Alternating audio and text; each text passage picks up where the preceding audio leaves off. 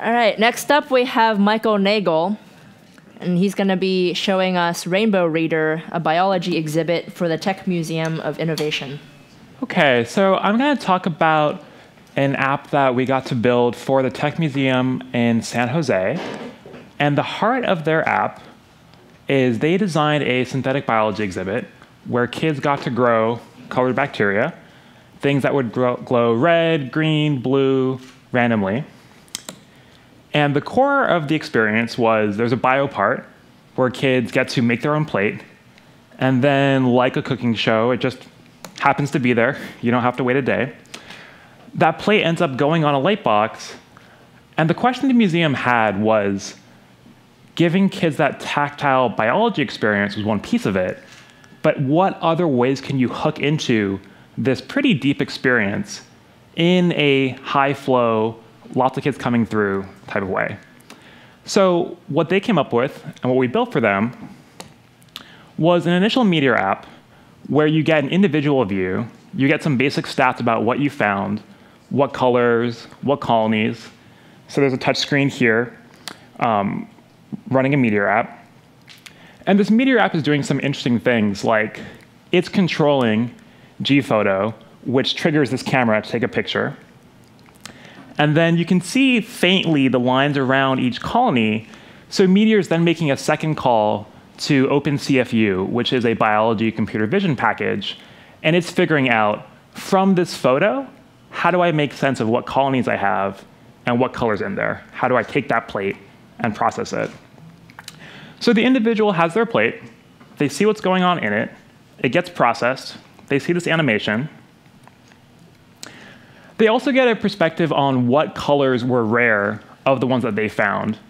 So one of the ideas of the museum was how to position the individual experiment across an exhibit-wide stream of exhibits and give each person a notion that there's actually an exhibit going on here, and that exhibit itself is a large number of exhibits that are continuing throughout the course of months.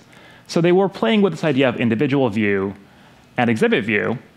So this view was just highlighting what things were unusual in your plate. How do you draw attention to that? And how do you distinguish this kind of neat visual and just start to look at it with a little more sense of what's going on here? What are you seeing here that's interesting? So the other thing that we built for them was a histogram along the axis of a color wheel. And this was the heart of having the beginnings of an exhibit-wide view. So whereas this view was individual and just on the screen in front of you, this view here was showing the colors for each of the things that have been found, each colony, across the whole exhibit. So to show the app itself,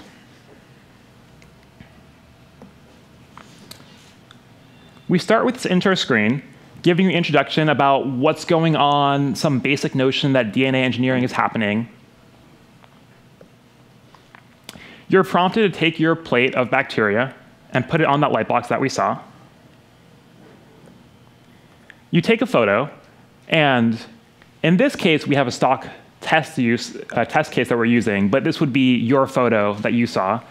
You would see the analysis of it come up, where you see circled the colonies that have been found.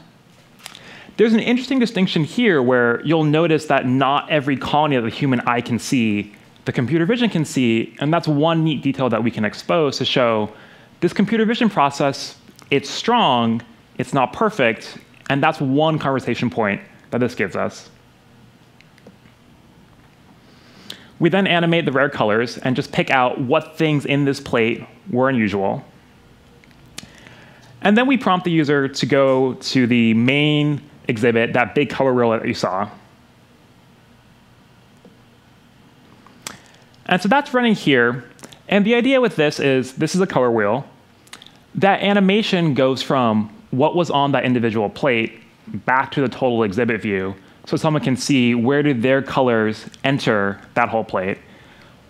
And what pulses is what just got recently added. So some of the neat things about this project is Meteor was a natural fit in that we have these two apps running off of one database. And we found that one of the museum's priorities was looking at how do you make a fast flowing experience based on data landing when the attention span is more of a high flow environment And that worked really naturally with this. So I'll take some questions. Thanks. Thank you. Is this live right now? So this ran for, I want to say, a couple of weeks testing period. Thank you. The question was, is this live right now? So the museum ran this for a few weeks, and all those slides that I showed were from that test run. We're doing a little bit of tweaking on the performance right now, and then we're giving it to the museum, and they're overhauling it into the next stage of their exhibit with it. Now.